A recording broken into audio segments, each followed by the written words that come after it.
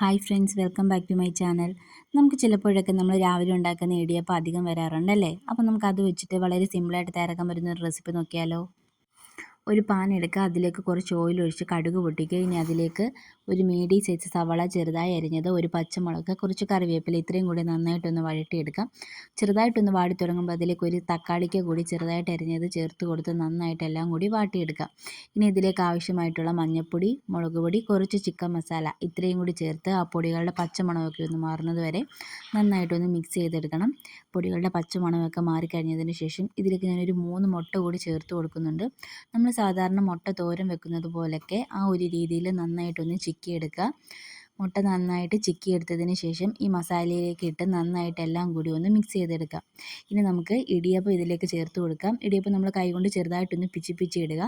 എന്നിട്ട് ഈ മിക്സിലേക്ക് ഇട്ട് എല്ലാം കൂടി നന്നായിട്ടൊന്ന് മിക്സ് ചെയ്തെടുക്കുക. ഇതെല്ലാം കൂടി നന്നായിട്ടൊന്ന് മിക്സ് ചെയ്ത് കഴിഞ്ഞാൽ നമ്മുടെ പരിപാടി ഇവിടെ കഴിഞ്ഞു. അപ്പോൾ വളരെ സിമ്പിളായിട്ടും ടേസ്റ്റി ആയിട്ടും തയ്യാറാക്കാൻ പറ്റുന്നതാണ്.